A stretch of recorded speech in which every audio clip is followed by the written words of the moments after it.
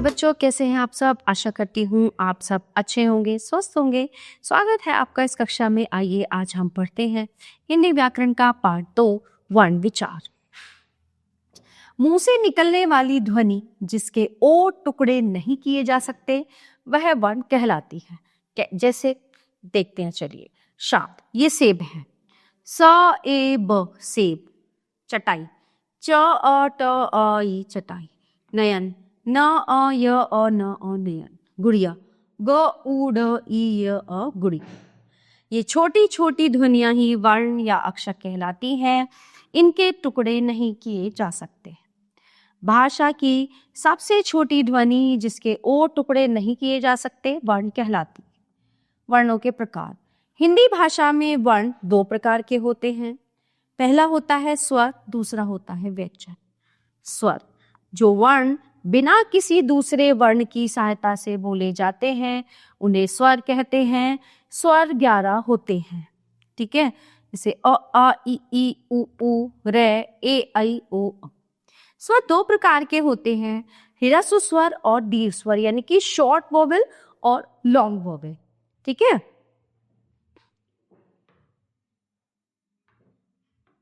सबसे पहले हम बात करते हैं ह्रस्व स्वर की। जिन स्वरों को बोलने में कम समय या 1 इकाई का समय लगे उन्हें ह्रस्व स्वर कहते हैं। इन्हें मूल स्वर भी कहते हैं।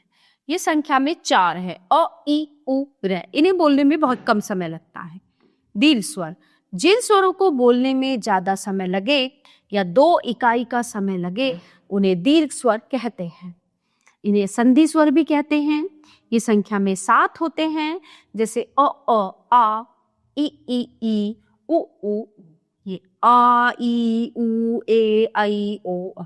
इन्हें बोलने में थोड़ा सा समय लगता है। व्यंजन, जब वर्ण स्वरों की सहायता से बोले जाते हैं उन्हें व्यंजन कहते हैं। और व्यंजन 33 होते हैं। 33 इंग्लिश में इनको बोलते हैं, अंग्रेजी में 33। क ख ग घ य, ठीक है। च छ ज झ य, ट ठ ड ढ ण, त थ द ध न, प फ ब भ म, य र ल व, श श स ह। व्यंजन 3 प्रकार के होते हैं, स्पर्श व्यंजन, अंतस्थ व्यंजन और ऊष्म व्यंजन।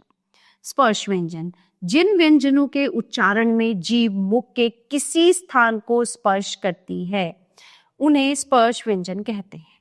क से म तक 25 व्यंजन इसी विशेषता के कारण स्पर्श व्यंजन कहलाते हैं। अंतस्थ व्यंजन, जिन व्यंजनों के उच्चारण में जीभ मुख के विभिन्न भागों को स्पर्श नहीं करती उन्हें अंतस्थ व्यंजन कहते हैं। ये संख्या में 4 हैं, य र ल व।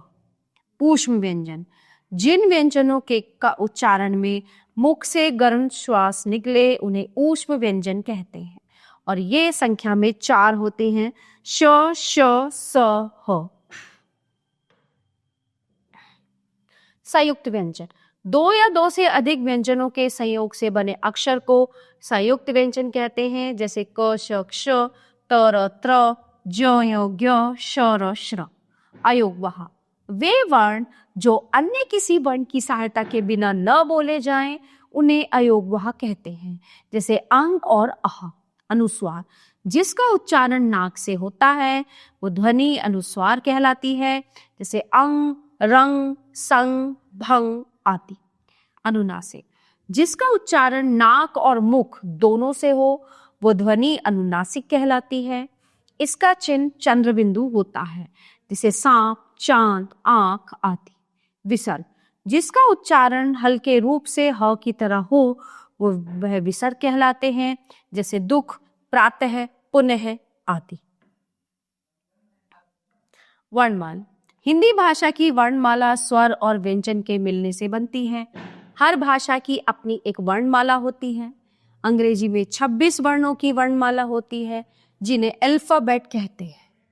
हिंदी भाषा में 44 वर्ण होते हैं, अतः हम कह सकते हैं कि वर्णों की क्रमबद्ध व्यवस्था को वर्णमाला कहते हैं।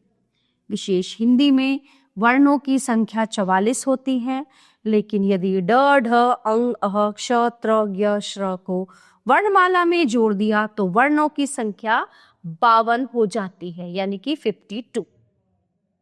मात्राएं, जब व्यंजन और स्वर एक साथ बोले जाते हैं तो व्यंजन के साथ उनकी मात्राएं लगती हैं।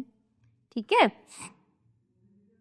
विशेष हिंदी में ड तथा ढ ध्वनियां ड तथा ढ से बिल्कुल अलग है। इनको बोलने का तरीका बिल्कुल अलग होता है, क्योंकि देखो इनके नीचे बिंदी लगी है तो ये ड और ढ होंगी, ये ड और ढ। इनके उच्चारण तथा लेखन के अंतर को हमें जानना चाहिए। ड तथा ढ दोनों ही वर्ण शब्दों के मध्य या अंत में आते हैं। ये कभी भी शब्दों के प्रारंभ में नहीं आते, जैसे घोड़ा, पढ़ना आदि। अ की ध्वनि अंग्रेजी के प्रभाव से हिंदी में आई है। यह आ और ओ के बीच की ध्वनि है। इसका प्रयोग केवल अंग्रेजी शब्दों के लिए किया जाता है, जैसे हॉल, बॉल, डॉल आदि। फिर आते हैं स्वरों की मात्राएं।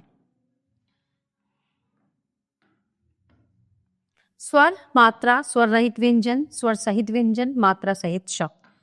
अ की कोई मात्रा नहीं होती, क जल छ। अ द आम जा।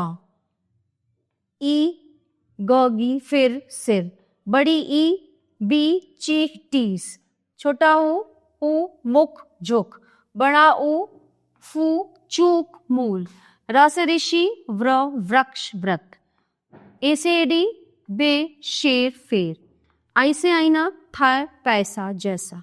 औ से ओखली चो वोट लोट। औ न नो चौका मौका। तो इसमें विशेष क्या है कि अ स्वर की मात्रा अलग से नहीं होती, ये व्यंजन के साथ लिखा जाता है। उ और ऊ की मात्राएं र के नीचे नहीं बल्कि बीच में लगती है, जैसे रुपया, रूप।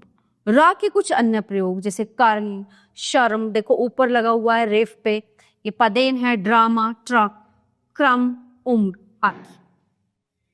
महत्वपूर्ण तथ्य है, मुंह से निकलने वाली ध्वनि जिसके ओ टुकड़े नहीं किए जा सकते वर्णमाला कहलाती है। हिंदी भाषा में वर्ण दो प्रकार के होते हैं, स्वर और व्यंजन। प्यारे बच्चों, ये पाठ यहीं पे समाप्त होता है। आशा करती हूँ आपको अच्छे से समझ आया होगा। मिलते हैं अगली कक्षा में। धन्यवाद।